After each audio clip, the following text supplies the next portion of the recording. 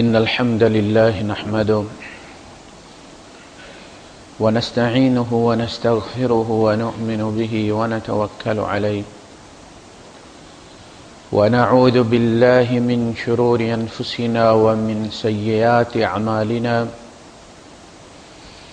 من يهده الله فلا مضل له ومن يضلل فلن تجد له وليا مرشدا وأشهد أن لا إله إلا الله وحده لا شريك له ولا ضد ولا ند ولا مثيل له ولا مثال له وأشهد أن سيدنا ومولانا ومعلمنا ومرشدنا ومخرجنا من الظلمات إلى النور محمدا عبده ورسوله أرسله الله بالحق بشيرا ونذيرا وداعيا إلى الله بإذنه وسراجا منيرا فقد بلغ الرسالة وأدى الأمانة ونصح الأمة وكشف الغمة فترك أمته على المحجة البيضاء ليلها كنهارها لا يزيغ عنها إلا هالك اللهم صل وسلم وبارك عليه وعلى آله وأصحابه وذرياته وأهل بيته أجمعين أما بعد فأعوذ بالله السميع العليم من الشيطان الرجيم بسم الله الرحمن الرحيم يا أيها الذين آمنوا إن من أزواجكم وأولادكم عدوا لكم فاحذروهم وإن تعفوا وتصفحوا وتغفروا فإن الله غفور رحيم إنما أموالكم وأولادكم فتنة والله عنده أجر عظيم فاتقوا الله ما استطعتم واسمعوا وأطيعوا وأنفقوا خيرا لأنفسكم ومن يوق شح نفسه فأولئك هم المفلحون إن تقرضوا الله قرضا حسنا يضاعف لكم ويغفر لكم والله شكور حليم عالم الغيب والشهادة العزيز الحكيم صدق الله العظيم رب اشرح لي صدري ويسر لي أمري واحلل عقدة من لساني يفقه قولي آمین یا رب العالمین۔ سورہ التغابن کی یہ آیات ہیں جو میں نے آپ کے سامنے، آخری آیات ہیں، آخری رکوع بھی ہے، آخری آیات بھی ہیں۔ ان میں مال اور اولاد کی اہمیت بیان کی گئی، مال اور اولاد کو فتنہ قرار دیا گیا، اور انہی آیات میں اس کا علاج بھی بتا دیا گیا۔ یعنی اگر آزمائش پہ تم پورا اترو اور اس آزمائش میں پورا اترنے کے لیے تم یہ چیزیں کر لو تو پھر تمہارے لیے بہت بڑا انعام ہے اللہ کے یہاں۔ فتنے کی مختلف قسمیں قرآن حکیم میں بیان کی گئی ہیں۔ ایک فتنہ وہ ہے جو اللہ کی طرف سے ڈالا جاتا ہے، ایک فتنہ وہ ہے جو لوگوں کی طرف سے ڈالا جاتا ہے، ایک فتنہ وہ ہے جس میں ہم خود اپنے آپ کو ڈالتے ہیں۔ وَلَكِنَّكُمْ فَتَنْتُمْ أَنفُسَكُمْ، تم نے خود اپنے آپ کو فتنے میں ڈالا۔ اور جعل فتنة الناس كعذاب اللہ، لوگوں کے ڈالے ہوئے فتنے کو اللہ کے عذاب کی طرح سمجھا۔ اور وَلَقَدْ فَتَنَّا الَّذِينَ مِنْ قَبْلِكُمْ، ہم تم سے پہلوں کو بھی فتنے میں ڈال چکے ہیں۔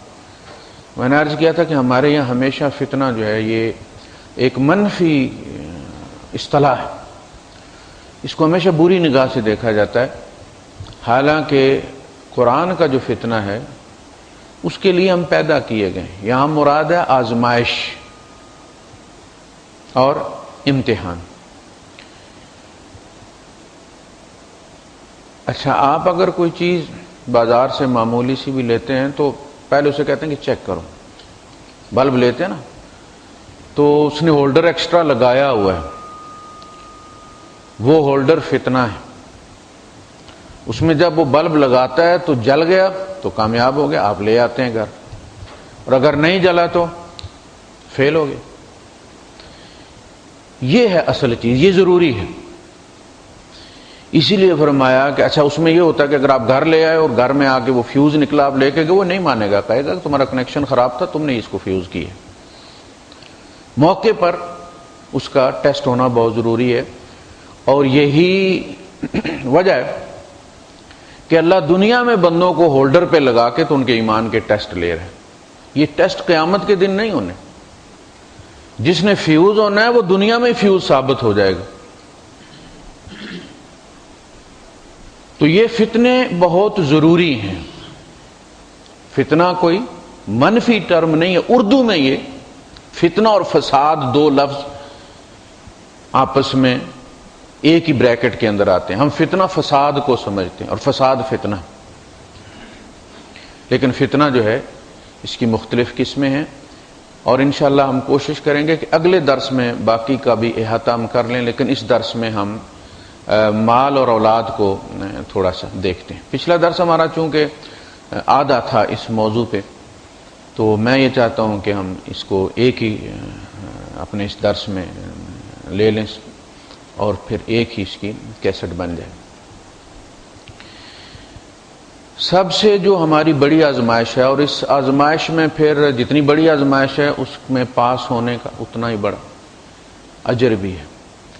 قرآن حکیم میں اللہ پاک نے سورہ انفال میں بھی فرمایا اعلموا انما اموالکم و اولادکم فتنہ. یہ بات یاد رکھو کہ مال اور اولاد کو ایزی مت لو. یہ تمہارا امتحان ہوتے ہیں نا, امتحان ایک وہ ہوتے سی سی اے والے ہوتے ہیں, منتھلی ہوتے ہیں, 3 مہینے کے بعد ہوتے ہیں, تو بچے ان کو اتنی اہمیت نہیں دیتے. ہاف ایئرلی جس کو کچے امتحان اور پھر ہمارا جو سالانہ امتحان ہوتے ہیں اس کو وہ ذرا سیریس لیتے ہیں. تو اب حکومت نے ان کی اس چیز کو دیکھتے ہوئے کہہ دیا کہ جی یہ جو دوسرے امتحانات ہیں سیمائی والے, ان کے نمبر بھی سالانہ میں شامل کیے جائیں گے, تاکہ یہ تھوڑی سی اہمیت دیں ان کو اور ان پہ غور کریں.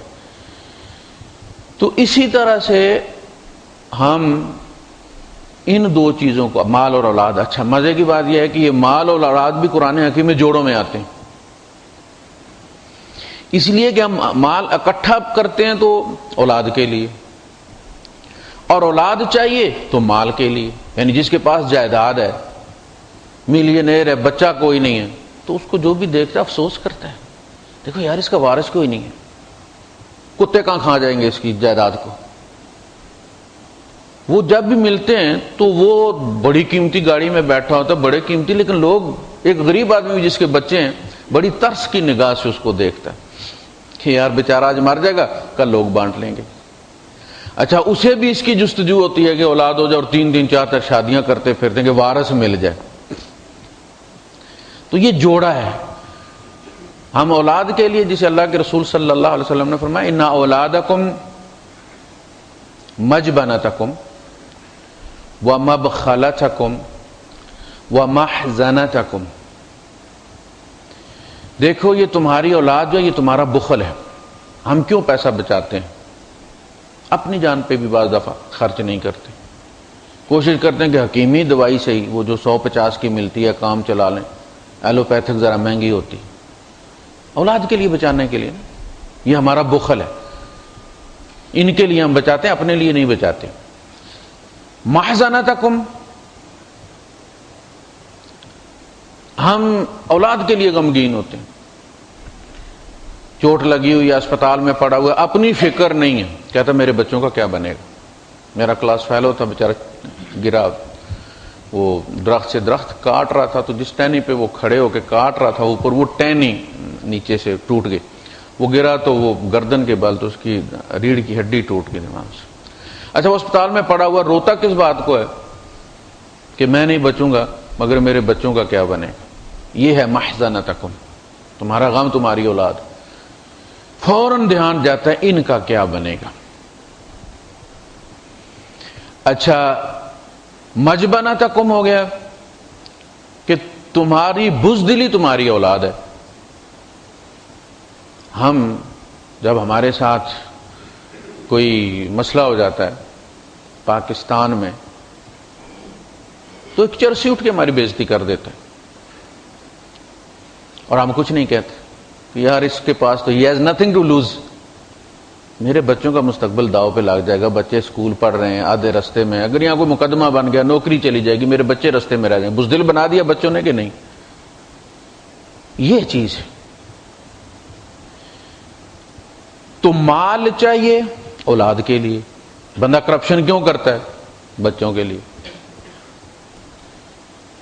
ان کے لیے اچھا مکان بنا جاؤں, ان کے لیے کوئی بزنس چھوڑ کے چلا جاؤں. تو اللہ پاک نے اسی سورہ تغابن کے آخر میں فرمایا عالم الغیب. دیکھو یہ تمہارے بچوں کا معاملہ اس عالم الغیب کو پتہ ہے, تم انہیں امیر نہیں کر سکتے. امیر اس کی فائل میں ہوں گے تو امیر ہوں گے. بعض دفعہ ایسا ہوتا ہے کہ اسی مال کی وجہ سے کزنز اٹھ کے اس کو قتل کر دیتے. وہ پنڈی کا واقعہ آپ نے سنا, تائے کے بیٹے نے زہر دے کے مار دی جائیداد کے لیے. تو مال اور بنون, فرمایا المال والبنون زینت الحیات دنیا. مال اور اولاد دنیا کی زندگی کی رونق. اور چونکہ دنیا کی زندگی ادنا ہے, یعنی دنیا نام ہی منیمم کا ہے, کم سے کم, تو اس میں اگر رونق بندے کو مل بھی گئی اور بعد میں لٹکایا گیا تو کیا ہوا؟ وہ بھی تھے نا 40 سال حکمران رہے, سیاہ و سفید کے مالک تھے, پھر کیا ہوا؟ اولاد بھی گئی, خود بھی مارے گئے. ان کی پلاننگ کسی بننے لگی. صدام نے بچے قیمہ بنانے کے لیے نہیں جوان کیے تھے, اس نے کچھ اور سوچا ہوا تھا. قذافی نے کچھ اور سوچا ہوا تھا. یہ دنیا کی رونق ہے 4 دن کے لیے. والباقیات الصالحات, باقی بچنے والی چیز کوئی اور ہے. نہ مال بچتا ہے نہ اولاد بچتی ہے. ان سے صالحات کماؤ, ان کو کنورٹ کرو صالحات میں, پھر بچ جائیں گے. تم بھی بچ جاؤ گے, یہ بھی بچ جائیں گے, تمہاری انویسٹمنٹ بھی بچ جائے گی. تو جو سب سے پہلا اسی طرح فرمایا کہ حضرت ابراہیم علیہ السلام کی دعا میں کہ اللہ مجھے اس دن رسوا نہ کرنا, یوم لا ینفع مال ولا بنون, کہ جس دن مال اور اولاد کام نہیں آئیں گے. دنیا میں 2 ہی چیزیں ہوتی ہیں کہ آدمی فوراً اس کا دھیان اس طرف جاتا ہے کہ میری اولاد ہے, میرے بچے, کوئی مسئلہ نہیں ہے, ٹیکل کر لیں گے وہ اس کو. دوسرا یہ تو میرے پاس پیسے ہیں, خرید لوں گا, مسئلہ حل کر لوں گا. تو مسائل کے حل کے لیے 2 چیزوں کی طرف دھیان جاتا ہے, مال کی طرف, اولاد کی طرف. فرمایا یوم لا ینفع مال ولا بنون, جس دن مال اور اولاد کام نہیں آئے گی تمہارے مسائل حل نہیں کرے گی. لہذا ان کی خاطر مسائل پیدا مت کرو. یہ مسائل کی فیکٹری ہیں, یہ حل کرنے والی فیکٹری نہیں ہے. یہ جوڑا ہے. تو سب سے پہلے ہم اولاد کو دیکھتے ہیں. جس آیت میں فرمایا گیا کہ یا ایھا الذین آمنوا انما من ازواجکم واولادکم عدو لکم, اے ایمان والو تمہارے بیوی, بعض تمہاری بیویوں میں سے اور بعض تمہاری اولاد میں سے تمہارے دشمن. دشمن سے مراد ہے کہ تم انہیں ٹوٹ کر پیار کرتے ہو اور اس پیار کی خاطر تم پھر ٹریپ ہو جاتے ہو. دیکھیں وہ جو آپ نے کنڈی پہ, وہ مچھلی پکڑنے والے, آپ نے کانٹے پہ جو تکلا لگایا ہوا ہوتا ہے, اس کا چارہ جس کو آپ کہتے ہیں, تو وہ مچھلی کا دشمن ہے, لیکن سامنے اس کو خوراک نظر آ رہی ہے, اپنا رزق نظر آ رہا ہے. وہ دوڑ کے جاتی ہے اور کھا جاتی ہے, اور پھر اسے پتا چلتا ہے کہ میں تو پکڑی گئی. تو وہ دشمن سے مراد یہ نہیں کہ اس نے ڈنڈا ہاتھ میں پکڑا ہوا ہے, وہ اٹریکٹیو ہے, تم اس کے پیچھے جاؤ گے اور ٹریپ ہو جاؤ گے. جسے شیطان نے کہا نا وَلَا أُمَنِّيَنَّهُمْ, میں یقیناً ان میں تمنائیں پیدا کروں گا. وَلَا أُضِلَّنَّهُمْ, پھر انہیں گمراہ کروں گا. اس تمنا کو جب یہ پورا کرنے کے لیے گھر سے نکلیں گے, پھر میں ان کا ہاتھ تھام لوں گا. وَلَا آمُرَنَّهُمْ، پھر میں نے حکم دوں گا.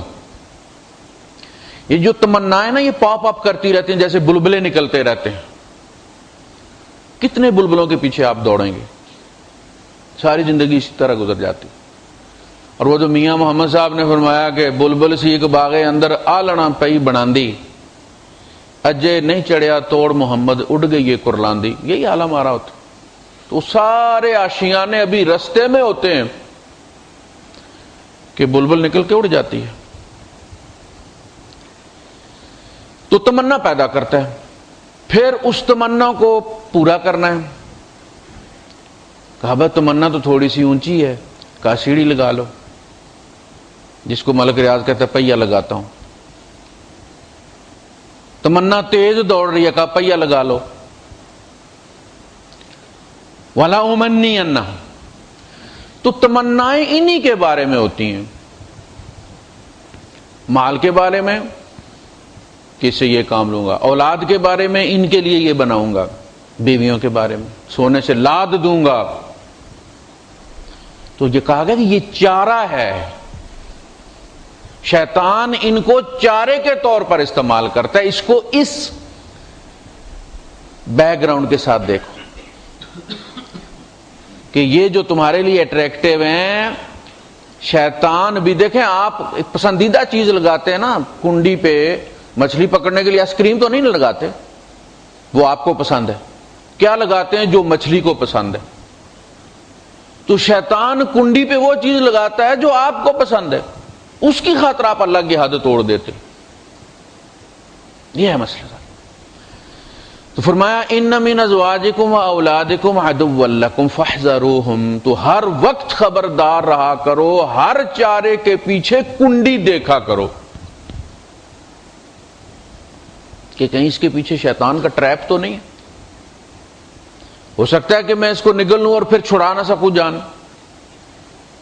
فاحذروہم، بس خبردار رہو. ورنہ دشمنی کا نام لینے کے بعد تو پھر یہ کہنا وَإِن تَعْفُوا، اگر تم معاف کر دو، وَتَصْفَحُوا، درگزر کر دو، وَتَغْفِرُوا، اور پردہ ڈال دو، فَإِنَّ اللَّهَ غَفُورٌ رَحِيمٌ، تو اللہ پاک بھی تو بے شک بڑا بخشنے والا رحم کرنے والا. اس کا کیا مقصد ہے؟ کہ اولاد کو دشمن کی طرح ڈیل مت کرو. یہ دشمنی پیار والی دشمنی ہے، وہ والی دشمنی نہیں ہے. تم خبردار رہو، ان کی ایسی کوئی بات مت مانو جو اللہ کی حد توڑوا دے ہم سے. بس اتنی ساری بات ہے. باقی یہ کہ ان سے خطائیں ہوتی رہتی ہیں تو اس کا مطلب یہ نہیں ہے کہ تم انہیں گھر سے نکال دو. تم فی الواقع انہیں اس طرح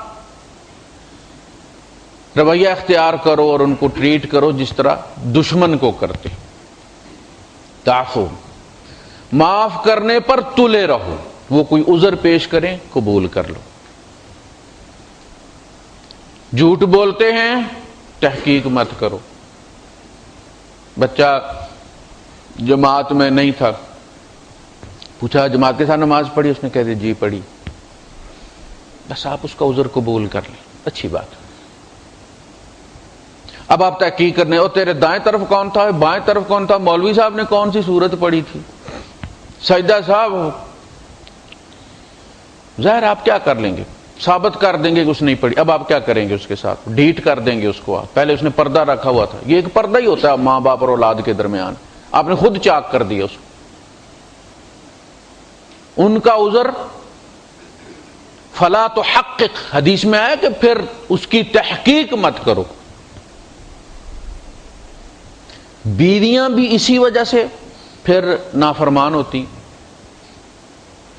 اولاد بھی پھر اسی وجہ سے ہاتھ سے نکل جاتی.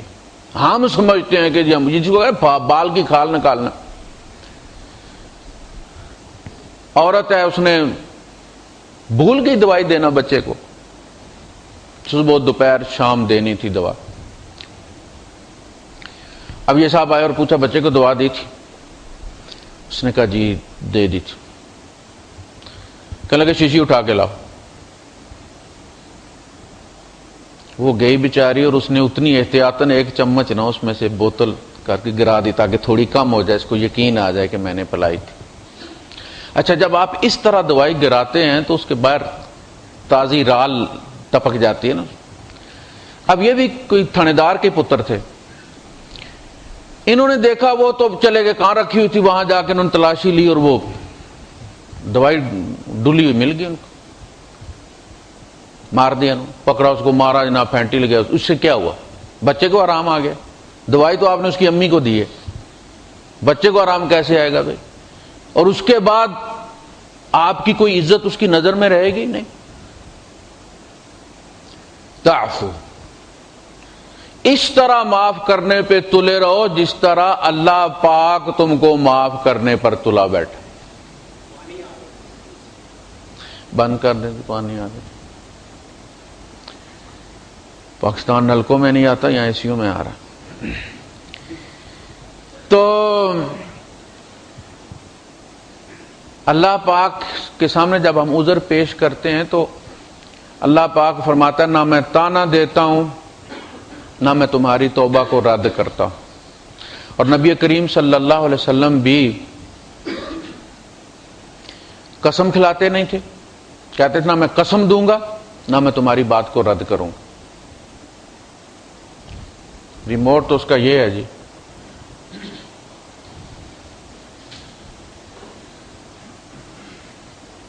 اچھا جی،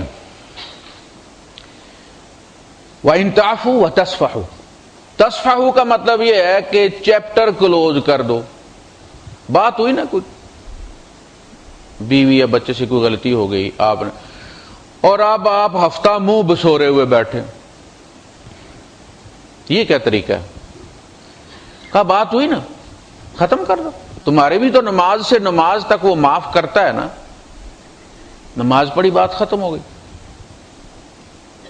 اس میں تمہاری عزت ہے۔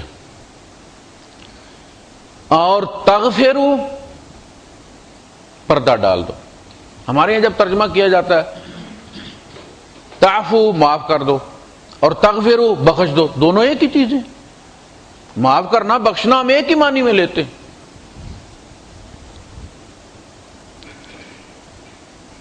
اوپر اس کا منہ کر کے، مسعود صاحب اس کو اوپر کر کے درمیان میں سے دودھ پوش کریں، اس کو دوسرے والے کا، رائٹ ہینڈ والے کا آپ جوڑ۔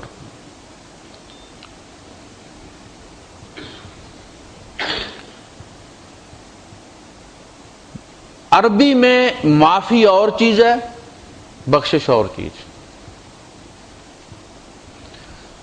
مغفر کہتے ہیں، میں نے ہمیشہ آپ کو خود کو، وہ جو جنگ میں پہنتے ہیں نا، ڈھانپ لیتا ہے جو منہ کو، جسے آپ آج کل ہیلمٹ کہتے ہیں، یہ مغفر ہے۔ ہارٹ پوٹ کے اوپر جو آپ ڈھکن دیتے ہیں وہ مغفر ہے۔ کہا کہ ان کی غلطی کو ڈھانپ دو، محلے میں مشہور مت کرو، اپنی اولاد کو خود ننگا مت کرو، دوسروں کی نظر سے مت گراؤ۔ ماں باپ سب سے زیادہ اس چیز کی ان کی ذمہ داری ہے کہ وہ اپنے بچے کے عیب چھپائیں۔ اس سے بچے کو یہ فکر ہوگی کہ میرے ماں باپ کو میری عزت کی بڑا خیال ہے، بڑی فکر ہے، لہذا وہ بھی آپ کی عزت بچائے گا، اسے احساس۔ لیکن جب آپ ننگا کرنا شروع کر دیں گے تو وہ کہے گا کہ میرے پہلے کون سے نمبر ہیں، امی ابا نے پورے محلے میں پہلے ہی مشہور کیا ہو، تو پھر وہ ہاتھ سے نکل جائے گا۔ اچھا، بچوں کے درمیان عدل کریں، بچوں کے درمیان عدل سے کام لیں۔ بچہ ہے یا بچی ہے، اللہ کے رسول صلی اللہ علیہ وسلم بیٹھے ہوئے تھے، ایک صاحب آپ کے پاس تشریف رکھتے تھے، ان کا بیٹا آیا اور اس نے اس بچے کا ماتھا چوما اور گود میں بٹھا لیا۔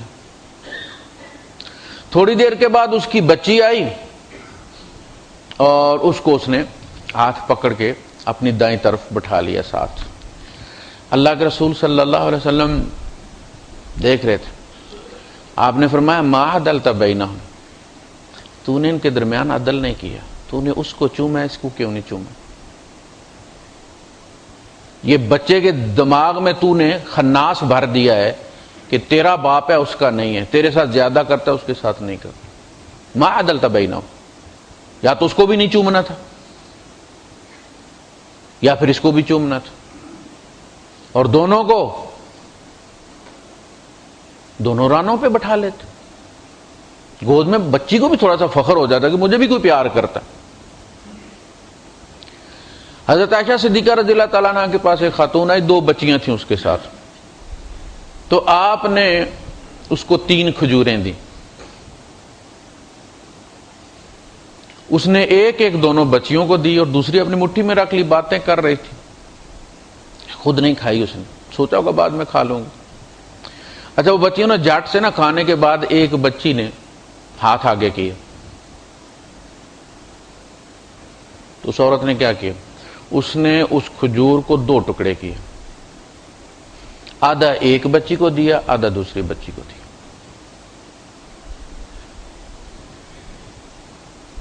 اس میں کمال کی کیا بات ہے کہ مانگا ایک بچی نے تھا، اسی کو دینا چاہیے تھا، دوسری نے تو مانگا ہی نہیں تھا، لیکن اس نے نہ مانگنے والی کو بھی آدھا دیا۔ اس کا نام ہے عدل۔ بعض بچے وہ ہوتے ہیں جو ڈنڈا لے کے دے کے چیز لیتے ہیں، آپ اس کے لیے تو لے آتے ہیں، اور جو شروع سے آپ کا فرمانبردار ہے اس کو آپ پلے ہی نہیں باندھتے۔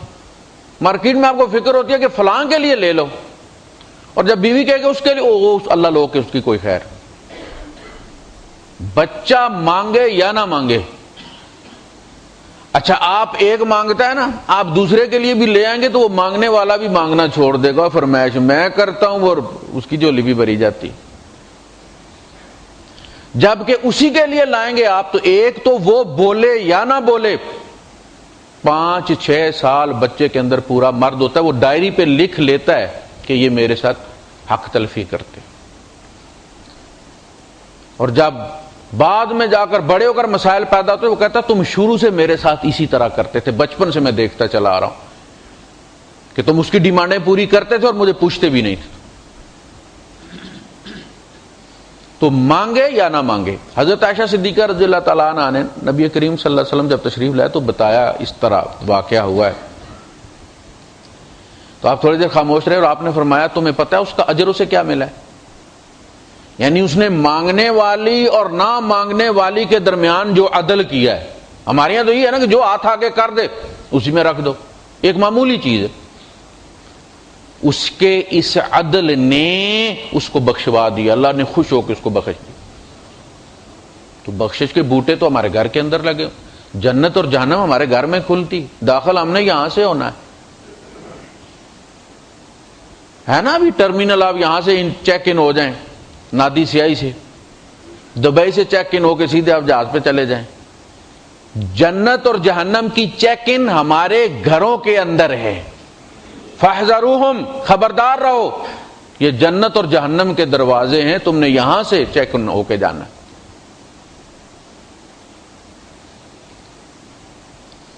تو ان کے درمیان شروع سے عدل کریں آپ۔ وہ بچی جو ابھی بیائی نہیں گئی اور وہ بچی جو اجڑ کر آئی ہے، دونوں میں فرق مت کریں آپ۔ نبی کریم صلی اللہ علیہ وسلم نام لے کر کہا کہ جس بندے نے اس بچی کے ساتھ جو اجڑ کے آئی ہے اچھا سلوک کیا، کبھی تیوری نہیں چڑھائی، اللہ پاک اسے جنت کے سامنے کھڑا کہہ جس دروازے میں سے چاہو جنت میں چلے جاؤ۔ بچوں کے ساتھ اس لیے کرتے ہیں ہم لوگ کہ ہمیں ان سے امیدیں وابستہ ہوتی ہیں، کما کے کھلائیں گے۔ بچی پہلے بھی ہم اس کی حق تلفی کرتے ہیں، تعلیم میں بھی ہم بچوں کو پرائرٹی دیتے ہیں اور یہ پرایا مال ہے، بیٹی جو ہے یہ پرایا مال ہے، کوئی لے جائے گا، پڑھانے کی ضرورت کیا ہے، خام خواہ پیسہ اس پہ خرچ کریں، کسی کو پڑھا کے دے دیں آپ۔ پھر جب وہ بیائی جاتی ہے تو آپ نے بیائی تھی، وہ چلی گئی، پھر وہ اجڑ کے آ جاتی ہے اور اس کے بعد پھر اس کو گھر میں بوریے کے طور پر استعمال کرتے، اب برتن اسی نے دھونے، کھانا اسی نے رکھنا ہے، برتن اٹھانے بھی اسی نے، وہ تو ایک نوکرانی گھر کے اندر، اور دوسری جو وہ لینڈ لارڈ بن کے بیٹھی ہوئی ہے۔ عدل اس بچے، بلکہ اس کی زیادہ دل جوئی کی ضرورت ہے، اس لیے کہ وہ ٹوٹے ہوئے دل کے ساتھ آئی ہے، وہ زیادہ محسوس کرتی ہے، وہ زخمی ہے۔ اس کی زیادہ کیئر کرنی ہے، وہ آئی سی یو والی ہے، تو ان کے درمیان عدل کرنا۔ تعلیم میں عام طور پہ ہم خود بچے سے بھی نہیں پوچھتے اور بچے کی لیاقت بھی نہیں دیکھتے، اس کا آئی کیو کیا ہے، کیلیبر کیا ہے، ٹیلنٹ کتنا ہے، بچہ کیا پڑھنا چاہتا ہے، کیا پڑھ سکتا ہے۔ ہم اپنی مارکیٹ دیکھتے ہیں کہ مارکیٹ میں آج کل کس جاب کی زیادہ تنخواہ، لوگوں سے پوچھتے ہیں کہ آج کل آئی ٹی زیادہ چل رہی ہے یا انجینئرنگ۔ اب بچے کے اندر صلاحیت نہیں ہے، ہم اس کو مار دیتے ہیں۔ آپ دیکھیں بچہ کس میں زیادہ نمبر لیتا ہے، آپ اس طرح سے ڈیل کریں اس کو، وہ سبجیکٹ پڑھائیں، رزق ان میں نہیں رکھا ہوا۔ اللہ پاک فرماتا ہے چونکہ یہ دنیا دارالاسباب ہے نا، کوئی سبب پیدا کر دو، تم بس چھابڑی رکھ کے بیٹھ جاؤ، تمہارے حصے کا وہاں میں پہنچاؤں گا۔ جیسے اکاؤنٹ ہے نا، اب کمپنیوں کے لیے بنا دیا گیا کہ جی اکاؤنٹ لیبر کا کھولیں، اس میں بھیجیں۔ یہ جو اسباب ہوتے ہیں نا، یہ اکاؤنٹ ہوتا ہے۔ سیلری رب کی طرف سے مقرر ہے، اسباب میں نہیں رکھی ہوئی۔ ہم یہ سمجھتے ہیں کہ جی اس طریقے سے زیادہ، ایسا نہیں ہے۔ تو ایک تو یہ کہ بچے سے اس کی پسند پوچھنی چاہیے کہ وہ کیا پڑھنا چاہتا ہے۔ اس کے استادوں سے مشورہ کر لیں کہ بچہ آپ کے نزدیک کس سبجیکٹ کو ایزی لیتا ہے اور اس کا صحیح نمبرز ہیں، اور آپ کیا مشورہ دیتے ہیں کہ بچہ۔ پھر اس سے جب آگے بات چلتی ہے تو بچے کے اندر ایک بڑا ہوتا ہے، وہ لاروا پیوپا آپ دیکھتے ہیں نا، تو وہ جو لاروا ہوتا ہے وہ چل بھی رہا ہوتا ہے، کھا بھی رہا ہوتا ہے، پھر اس کی ایک شکل بھی نظر آتی ہے، پھر وہ ایک جگہ جم کے کھڑا ہو جاتا ہے اور پھر اس کا چھلکا ادھر ہی رہتا ہے اور اندر سے ایک تتلی جو ہے وہ نکل جاتی ہے۔ پہلے آپ اس کو کیڑا سمجھتے رہے تھے جو پتے کھاتا رہتا ہے درخت، حالانکہ وہ کیڑا نہیں، وہ تتلی تھی، لیکن تتلی اس کیڑے کے اندر تھی۔ اسی طرح ہمارے بچوں کا بھی مسئلہ یہی ہے، ایک خاص حد تک ہم ان سے پیار کرتے ہیں، ہم ان کو بڑا آسان لیتے ہیں، کھیلتے ہیں ان کے ساتھ، لیکن پھر ان کے اندر سے جب تتلی نکلنا شروع ہوتی ہے تو چونکہ ہمیں اس کی وہ پچھلی پوزیشن پسند ہے جس میں وہ ہمارا غلام ہے، ہم جو چاہتے ہیں اس طرح سے کرتا ہے، آگے سے بولتا نہیں، تبدیلی آ رہی ہے، اس کے اندر ایک مرد پیدا ہو رہا ہے، اس کو مرد کی طرح ڈیل کریں آپ گھر کے اندر۔ اب کہتے ہیں نا کہ جس وقت باپ کی جوتی بیٹے کو پوری آ جائے تو اب وہ باپ بیٹا نہیں، اب وہ دوست۔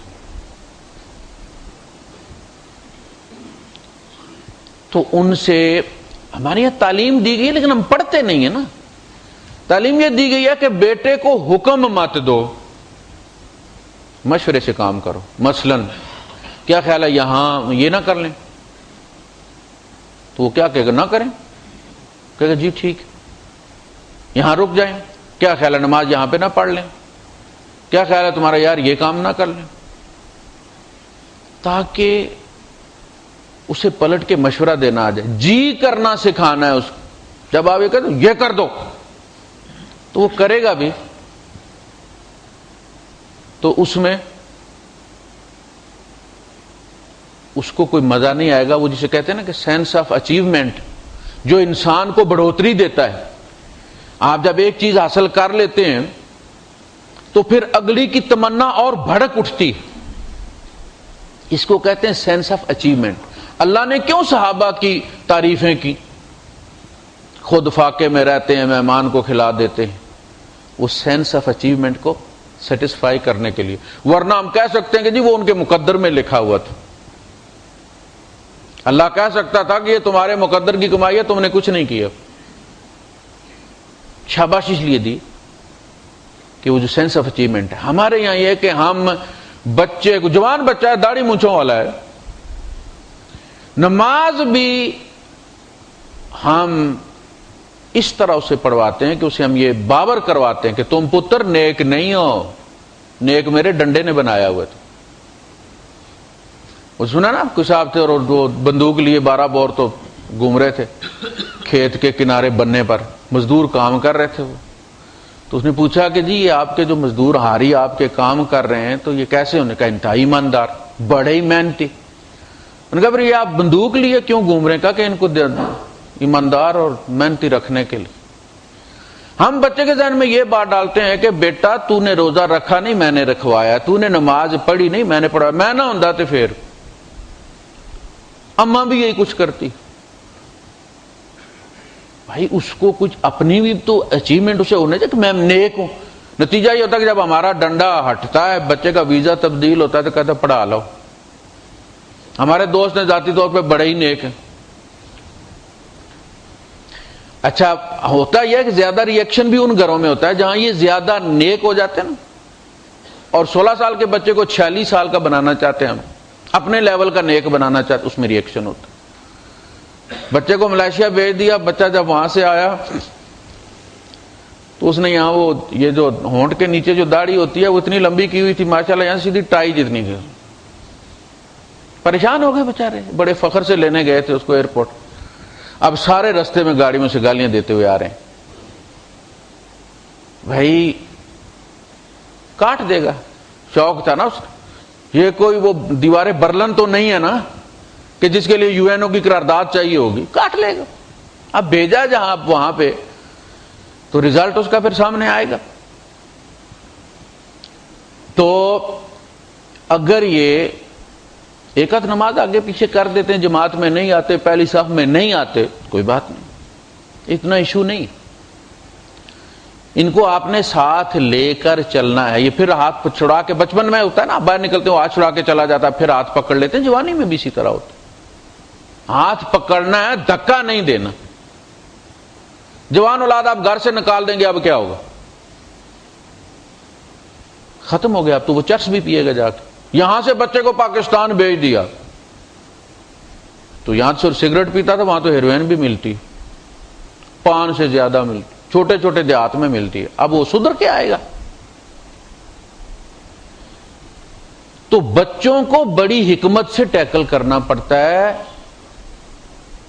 کوئی بھی کام کرنا ہو ان کے مشورے سے کریں کہ ایسا نہ کر لیں، یہ نہ کر لیں۔ اب آپ کی بات جب آپ یہ کہہ دیں گے نا کہ بیٹا ایسا نہ کر لے، وہ کبھی نہیں کہے گا مت کریں آپ۔ اچھا پھر آگے بات چلتی ہے، اب جوان ہو گیا، شادی ہونی ہے، تو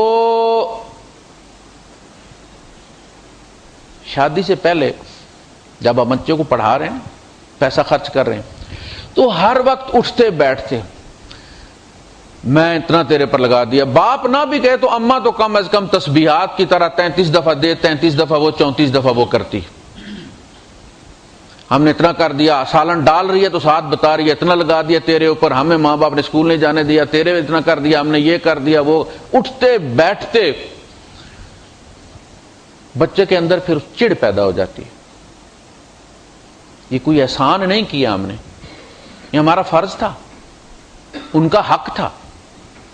جب کوئی فرض پورا کرتا ہے تو اس میں احسان والی کوئی بات نہیں ہے۔ ہمارے ایک اسکالر ہیں ماشاءاللہ، عالم ہیں، ان کی بیوی نے صبح ناشتہ کر رہے تھے تو بیوی نے بیٹے کو 2-4 دفعہ نا ڈوز دی کہ ہم نے تمہارے لیے یہ کیا ہے، تمہارے لیے اتنی قربانی دی ہے، تو انہوں نے ڈانٹ دیا بیوی کو، یہ کیا تم صبح اٹھ کے ورد شروع کر دیتی ہو؟ ہم نے کوئی احسان نہیں کیا اس پر، ہم نے اللہ اور رسول کا حکم پورا کیا، ہم نے اپنا فرض پورا کیا ہے۔ اللہ پاک فرماتا قول معروف و مغفرۃ خیر من صدقۃ یتبعها اذى، اور اس نیکی اور اس صدقے سے جس کو دینے کے بعد ڈنڈا اس کے حلق میں تم دے دو، اس سے بہتر ہے کہ اسے کہو کہ معاف کرو۔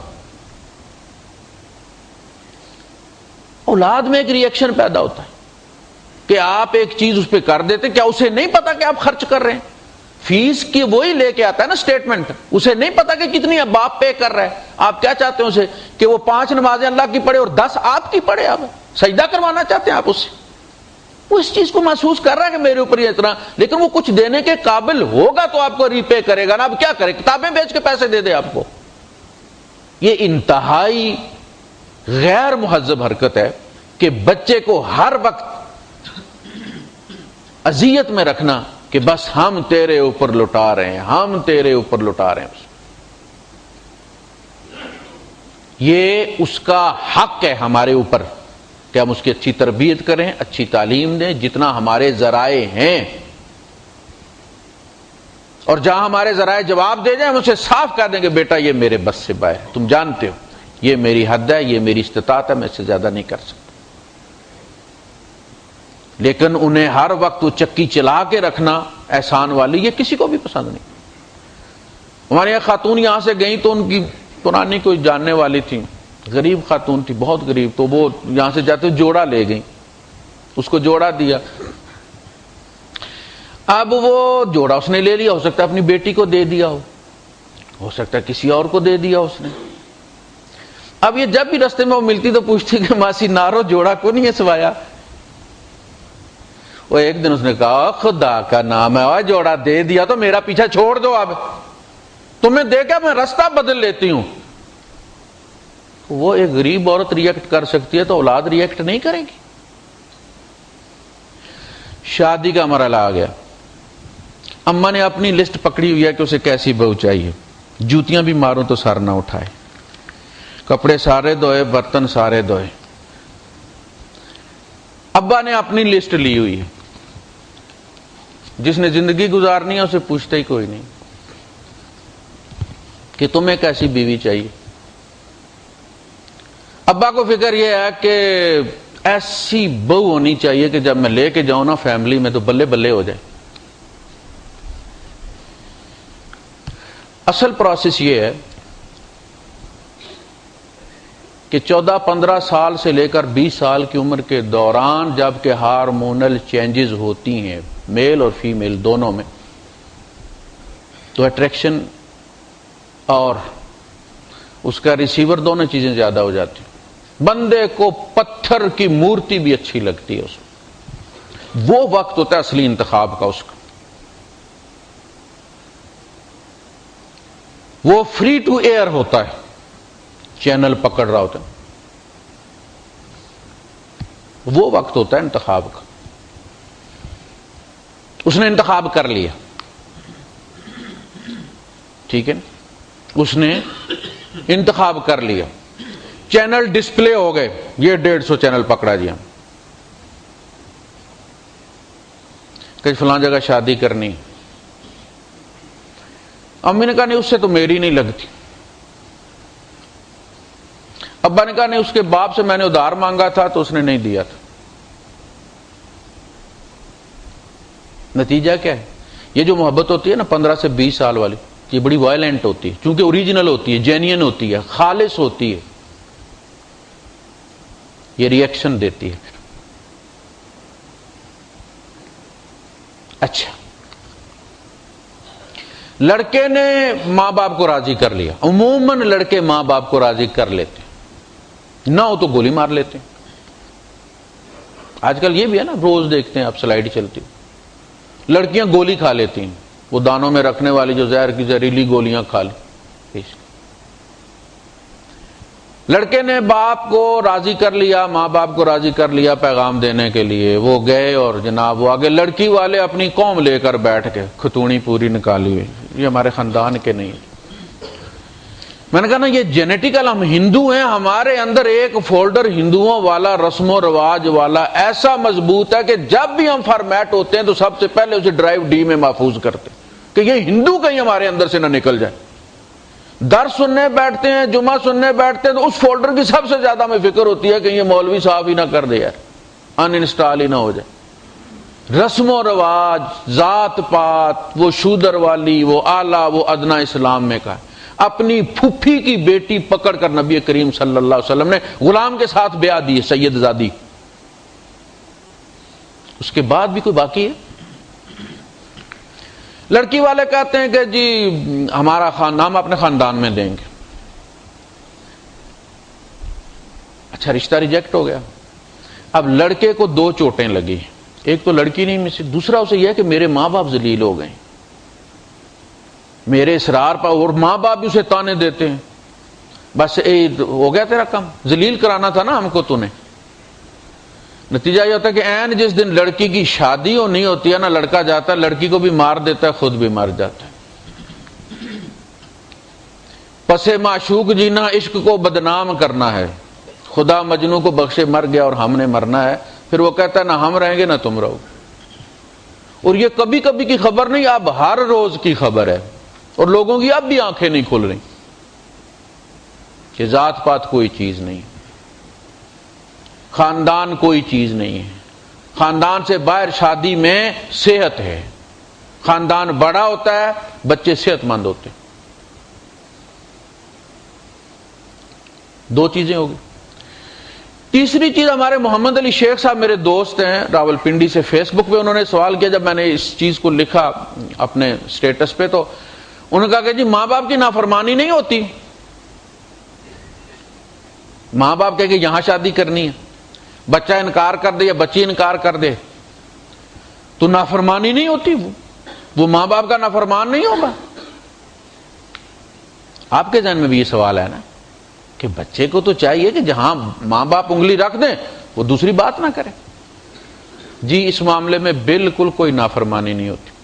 امی کہتی ہے بھنڈیاں پکانی ہے، میں کہتا ہوں میں نہیں کھاؤں گا، میں 4 سے کھا لوں گا، اس میں کوئی امی کی نافرمانی نہیں،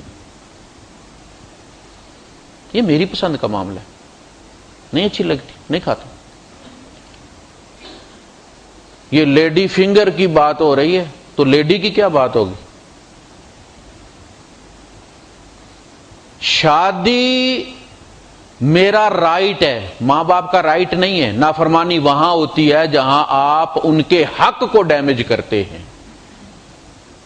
میری شادی کروانا ماں باپ کا فرض ہے، رائٹ میرا ہے، حق میرا ہے، اس میں ماں باپ کی نافرمانی کیسے ہوگی جی؟ وہ انیبلنگ، کنسلٹنگ انسٹیٹیوشن ہے۔ ماں باپ کا کام جس طرح میں جا کے انگلی رکھتا تھا نا کہ یہ کٹ کیٹ لینی اور وہ لے دیتے تھے، کام میرا ہے کہ میں لڑکی پہ انگلی رکھوں کہ میں نے یہ کرنی ہے اور وہ شروع کر دیں اپنا کام کیسے کرنا ہے۔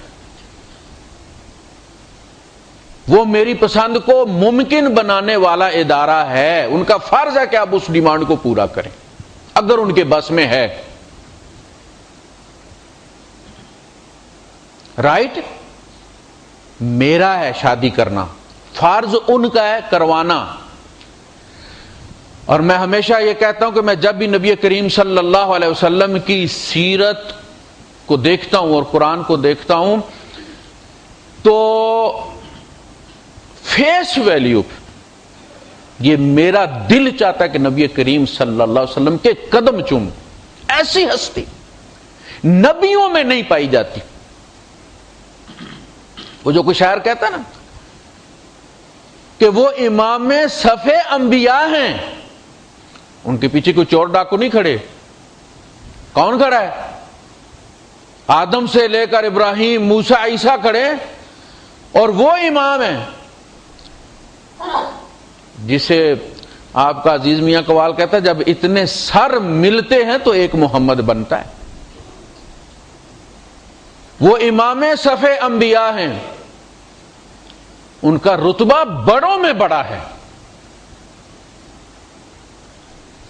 حقوق اور فرائض کے درمیان اتنی واضح لکیر آپ کو کسی نبی کی تعلیمات میں کبھی نہیں ملے گی جو ہمارے نبی نے چھوڑی۔ بتا دیا صاحب، یہاں نافرمانی ہوگی، یہاں نہیں ہوگی، یہ رائٹس ہیں، یہ ڈیوٹیز ہیں۔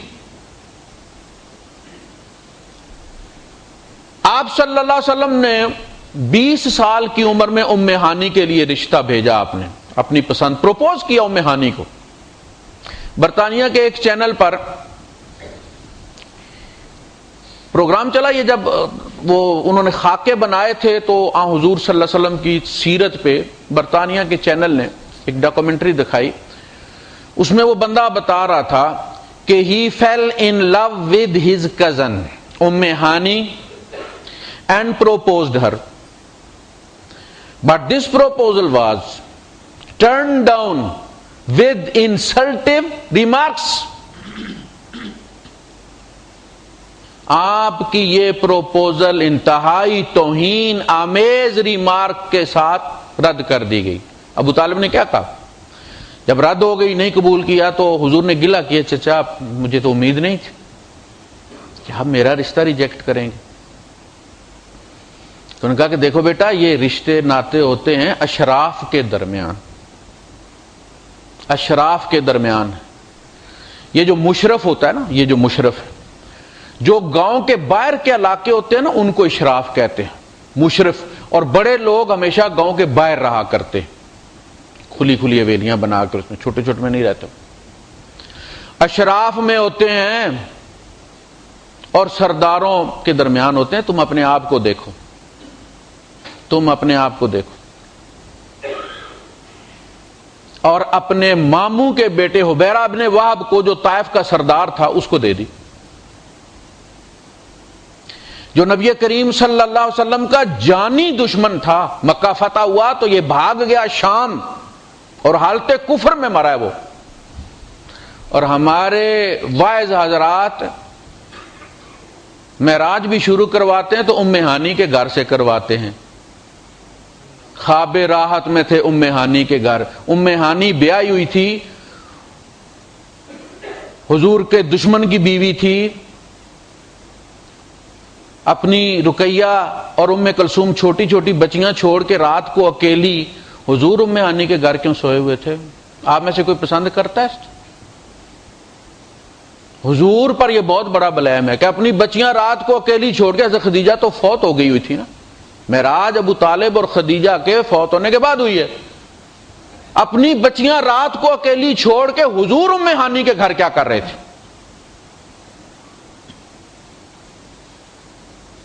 واپسی بھی ام ہانی کے گھر ہوتی ہے، کنڈا بھی ہل رہا ہے۔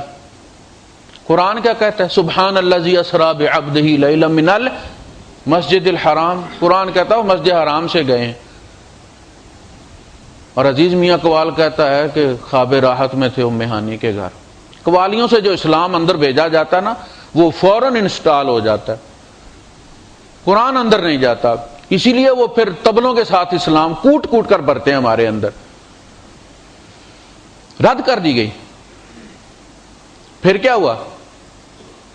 تو کب کیا؟ 20 سال کی عمر میں۔ یہ طبری کی تاریخ میں ہے، طبقات ابن سعد میں ہے، الاصابہ جو ہمارے یہاں اہل سنت میں سب سے چوٹی کی کتاب ہے اصحاب کے اسماء الرجال کی، الاصابہ فی تمیز الصحابہ، صحابہ کو ڈفرینشیٹ کرنے کے لیے اس میں پورا ساری کتابوں میں لکھا۔ 20 سال کی عمر میں آپ نے پروپوز کیا، انتہائی۔ تو اس بندے نے مجھے، وہ لندن سے انہوں نے فون کیا میرے دوست نے کہ ہم ایک کمیٹی بنا رہے ہیں، پینل بنا رہے ہیں جو سو کرے گی اس اسٹیشن کو، اس چینل کو، کہ اس نے ہمارے نبی کے بارے میں یہ بات کیوں کہی ہو۔ میں نے کہا انہیں صحیح کہی ہے، تمہاری اپنی تاریخوں میں لکھا ہوا، ہم لوگوں کی یہ بات معلوم نہیں، نہ مولوی صاحب بتاتے ہیں۔ تو 20 سال کی عمر میں نبی کریم صلی اللہ علیہ وسلم نے پروپوز کیا۔ اور زاد المعاد میں ابن قیم نے جو محبت کی قسمیں لکھی اور اس کا علاج بتایا، اس نے پہلا علاج وہی بتایا جو سنت میں ہے کہ پروپوز کرو تم۔ بہترین طریقہ ہے کہ رشتہ بھیجو، بجائے اس کے کہ تم چیٹ ہی کرتے رہو، اسی پہ گزارا کرو، تم رشتہ بھیجو تاکہ جلدی دودھ کا دودھ اور پانی کا پانی ہو جائے۔ تو اللہ نے کیا کیا؟ جب مکہ فتح ہوا، غزوہ احزاب ہے نا، سورہ احزاب ہے، اس کے بعد سورہ حدیبیہ ہوئی اور 2 سال بعد مکہ فتح ہو گیا۔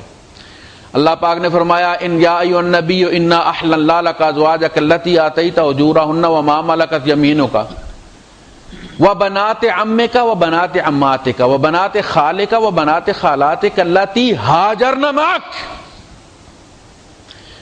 یہ جو کہا گیا تیرے چچا کی بیٹیاں، تیری پھوپھیوں کی بیٹیاں، تیرے ماموں کی بیٹیاں، تیرے خالہ کی بیٹیاں، یہ اس لیے نہیں کیا گیا کہ عرب اس کو حرام سمجھتے تھے کہ یہ حلال نہیں ہے، کرتے آتے تھے وہ رشتے۔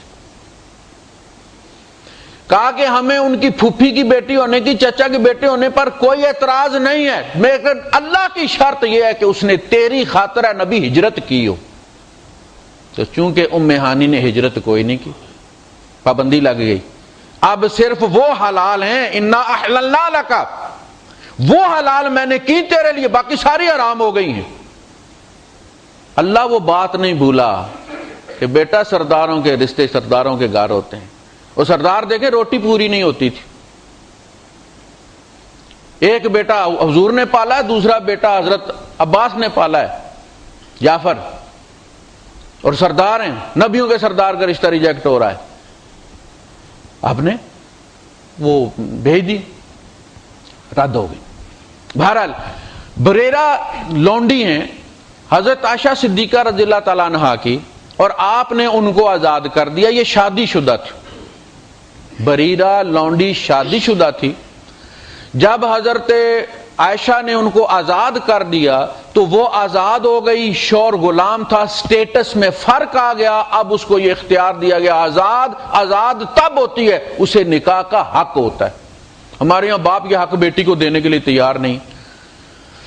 اب یہ رشتہ توڑنا چاہتی ہیں، وہ صاحب گلیوں میں اس کے پیچھے پھرتے ہیں بریرہ کے۔ نبی کریم صلی اللہ علیہ وسلم نے بلا لیا، صحابہ نے کہا کہ اللہ کے رسول آپ کوشش کریں یہ مان جائے بریرہ، اس کا حال دیکھیں، بیچارہ سارا دن اس کے پیچھے خوار ہوتا پھرتا ہے۔ آپ نے بلایا اور آپ نے کہا کہ بریرہ تو اپنے نکاح کو قائم رکھ۔ بریرہ نے سوال کیا، دیکھیں میرے نبی کے غلام بھی کتنے آزاد تھے۔ کہا کہ اللہ کے رسول یہ آپ کا حکم ہے؟ آپ نے فرمایا نہیں۔ دیکھیں کیسی لکیر کھینچی ہے، فرمایا نہیں یہ میرا حکم نہیں، حکم ہوتا تو بریرہ کا ابا بھی انکار نہیں کر سکتا، تو اس نے کافر ہونا تھا نبی کے حکم کو ترک کر کے، نافرمانی کر کے۔ اس لیے اس نے پہلے کنفرم کیا یہ آرڈر ہے، فرمایا نہیں یہ میرا مشورہ ہے، فرمایا مجھے اس کی حاجت نہیں، رد کر دیا مشورہ۔ شادی کے معاملے میں نبی کی بات نہیں مانی تو نافرمانی کوئی نہیں ہوئی، ماں باپ ذرا تھوڑے نیچے ہیں نبی سے۔ شادی اس کا رائٹ تھا، نبی نے مداخلت نہیں کی، ٹھیک جیسی تمہاری پسند ہے۔ اسی لیے وہ جس کا اپنے ہوتا یہ ہے کہ جب کسی بچی کا رشتہ چلا جاتا ہے نا تو باپ کو خفگی لگ جاتی ہے، وہ ہوئے یہ رشتہ آیا، اس کا مطلب ہے بچی کا معاملہ اندر ہی اندر چل رہا تھا۔ اب وہ فوراً برادری میں کوئی لولا لنگڑا ڈھونڈنا شروع کر دیتا ہے، بہن کا بیٹا، چچا کا بیٹا، تایا، توتلا، رال گل رہی ہے، بکریاں چراتا ہے، کہ جھٹ پٹ بچی کو ایم بی اے کروایا ہوا ہے یا ایم اے کروایا ہوا ہے، کہتا کہیں نہ کہیں اس کو فوراً لگا دوں۔ یہ بھی ظلم، یہ بھی ظلم ہے۔ اس نے آ کے فریاد کیا، اللہ کے رسول میرے باپ نے اپنے بھائی کے بیٹے کے ساتھ میرا رشتہ کر دیا اور مجھے یہ رشتہ منظور نہیں۔ آپ نے اس کے باپ کو بلایا اور کہا کہ بھائی کیا بات ہے، آپ نے بچی سے پوچھا نہیں؟ کہا جی بچی سے پوچھنے کی کیا ضرورت ہے، میں اس کا ولی ہوں۔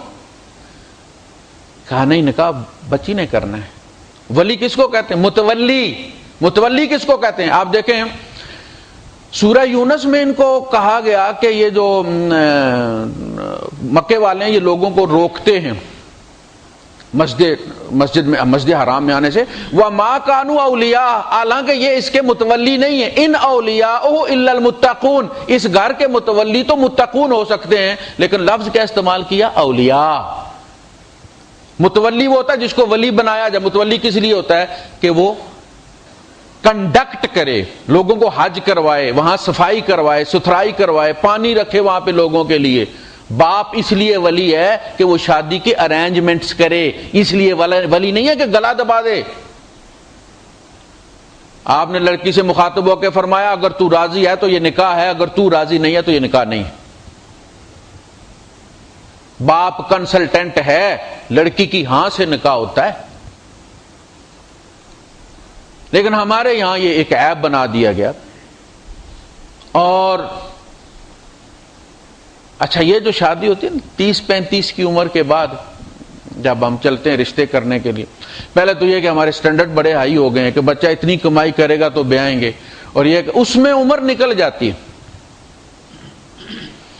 تو اس میں پھر جب وہ لے کے چلتے تو مجھے کسائی یاد آ جاتا۔ ہمارے گاؤں میں ایک میرا کسائی تھا، وہ پھر نکلتا تھا صبح، وہ بکرے تارتا تھا، گوشت کس کا زیادہ ہے، کھال کس کی ہے، فلاں ہے، ڈینگ ہے۔ پھر وہ یہ جو 30-35 سال کی عمر میں لے کے بچے نکلتے ہیں نا رشتے ڈھونڈنے کا، عام طور پر کسائیوں کی طرح گوشت ہی دیکھتے رہتے ہیں، یہ چیز فٹ بیٹھے گی نہیں بیٹھے گی۔ جو محبت ہوتی ہے، جو شادی کا جزو اول ہے، جس طرح نماز میں وضو ہے نا، اس طرح شادی میں پہلی شرط محبت ہے۔ یہ جب ہو جاتی ہے تو پیدا نہیں ہوتی، وہ ہم نے ہونے نہیں دی۔ طلاقیں کیوں عام ہو گئی ہیں؟ ایسی بھی شادیاں ہیں جو ابھی رخصتی نہیں ہوئی طلاق ہو گئی۔ بہت سارے لوگ مسئلہ پوچھنے آتے ہیں نا کہ گئے پاکستان سے نکاح کر کے 2 مہینے بعد آ گئے کہ جی وہ طلاق دینی ہے تو کیسے دینی ہے، ایمبیسی میں جا کے دینی ہے، کس طرح؟ وہ کیا ہوا ہے بھائی، ابھی تو رخصتی بھی نہیں ہوئی، اب بس جی نہیں چل سکتا معاملہ۔ یہ ہوتا ہے پھر محبت جو ہوتی ہے، شادی کے اندر جتنے بھی مسائل ہوتے ہیں اس کے لیے شاک ابزاربر ہوتی ہے، وہ صدمے سہتی ہے، گھر جوڑ کے رکھتی ہے، وہ ہم پیدا نہیں ہونے دیتے، اس کو ہم عیب سمجھتے ہیں اور سمجھتے ہیں کہ ماں باپ کی نافرمانی ہوگی، اس میں ماں باپ کی نافرمانی والی کوئی بات نہیں، ماں باپ کا یہ کام ہے کہ جہاں بچہ کہتا ہے وہ اس کی شادی کرواتے، باقی معاملہ اللہ پر چھوڑ دیں۔ تو یہ وہ چیزیں جو ہم جو اولاد کی عمر بڑھتی ہے، مسائل بڑھتے ہیں اور ہمیں اتنا ہی زیادہ فاحذروہم، خبردار ہو جاؤ۔ دیکھیں نا، آپ موٹر وے پہ جا رہے ہیں، ٹھیک ہے کوئی مسئلہ نہیں، آپ کھاتے بھی جا رہے ہیں، پیتے بھی جا رہے ہیں، ایک ہاتھ سے ڈرائیونگ کر رہے ہیں، لیکن جہاں کچا رستہ آ جاتا ہے، جمپ آ جاتے ہیں، وہاں پھر آپ دونوں ہاتھ سٹیئرنگ پہ رکھ لیتے ہیں، پھر آپ کو اس کی ترتیب کے ساتھ چلنا پڑتا ہے۔ اولاد جو بڑی ہوتی ہے، اس کے مسائل بڑے بڑے ہوتے ہیں، بڑے بڑے گڑھے آتے ہیں، ان کے کرنے کے لیے، ان کو ٹھیک کرنے کے لیے، اس رستے پہ چلنے کے لیے آپ کو کرنا پڑتا ہے، آنکھیں کھول کے رکھنی پڑتی۔ بچے کو میں نے پہلے بھی عرض کیا تھا کہ بچے کو دوست بنا لیں، آپ سے وہ مشورہ کریں، آپ کو قریب سمجھے۔ اگر ڈر کی وجہ سے آپ کا تو دبدبہ بیٹھ جائے گا کہ بچہ مجھ سے بڑا ڈرتا ہے جی، وہ آگے سے آنکھ ہی نہیں اٹھاتا جی، وہ مجال کیا پلٹ کے جواب دے دے، لیکن پھر جب جواب دیتا ہے، بچہ یہاں سے بھیجا امریکہ، 12 سال ہو گئے واپس ہی کوئی نہیں آیا۔ وہی بچہ جو بڑا معصوم تھا، فرشتوں کی طرح نظر آتا تھا، باپ گالیاں بھی دیتا تھا، نظر نیچے نہیں اٹھاتا، لیکن جب اسے موقع ملا ہے تو پھر اڑ گیا نا۔ وہ کہتا ہے میں اس گھر میں واپس نہیں آؤں گا، بہت عذاب میں نے سہا۔ دوسرا بچہ بھیجا، منگنی کر کے بھیجا، 8 سال ہو گئے، لڑکی پہلے ہی اس سے کوئی سال بڑی تھی، واپس ہی پلٹ کے نہیں آ رہا۔ وہ کہتے ہیں واپس آ، لڑکی والے اصرار کر رہے ہیں، وہ کہتا ہے جی یہی تو وجہ ہے، جب تک لڑکی میں نہیں چھوڑوں گا میں واپس نہیں آؤں گا، اگر آپ کو یہ بات قبول ہے میں یہاں 20 سال بیٹھا رہوں گا، کوئی مسئلہ نہیں، میں نے وہ رخصتی کرنی نہیں۔ اچھا بھائیوں میں رشتہ ہوا تھا، بچے کی کنسنٹ شامل ہی کوئی، بھائیوں نے بیٹھ کے ایسے جیسے بکری کا نہیں سودا کرتے، سودا کر لیا، آخر طلاق ہوئی، پھر وہ بچہ واپس آیا، ابھی اس کی شادی ہوئی ہے کہ 2-4 مہینے ہوئے، پھر اب اس بچی کا کیا بنے گا جس کو اتنا عرصہ آپ نے بٹھا کے رکھا اس کے نام پر؟ وہ کیا ہوا؟ وہ بھائیوں میں دشمنی ہو گئی، اب بھائی ایک دوسرے سے بولتے نہیں، کہتے جو اس کے گھر جائے گا وہ میرے گھر نہ آئے۔ کیا کمایا آپ نے اس شادی سے؟ اس کی بجائے آپ بچے سے پوچھ لیتے کہاں شادی کرنا چاہتا ہے، تو کوئی عیب تھا؟ کچھ زیادہ نقصان تھا؟ تو اولاد کے معاملات کو ڈیل کرنے کے لیے شرعی علوم کی بہت زیادہ ضرورت ہے کہ شریعت ان کے بارے میں کیا کہتی ہے، ان کے حقوق کیا ہیں، ہمارے فرائض کیا ہیں۔ ہم تو یہی بس تسبیح پڑھتے رہتے ہیں نا کہ جی ماں باپ کے ان کے حقوق، ان کے ذمہ کتنے حقوق ہیں، انہوں نے کیا کرنا چاہیے۔ ہم جو کرتے ہیں، ہم جو پڑھاتے ہیں، ہم جو پالتے ہیں، یہ ہمارا فرض ہے، یہ ان کی وجہ سے نہیں، اللہ اور رسول کے حکم کی وجہ سے ہم کرتے ہیں۔ اچھی تربیت کرو ان، وہ ہم کر۔ وآخر دعوانا الحمدللہ رب العالمین۔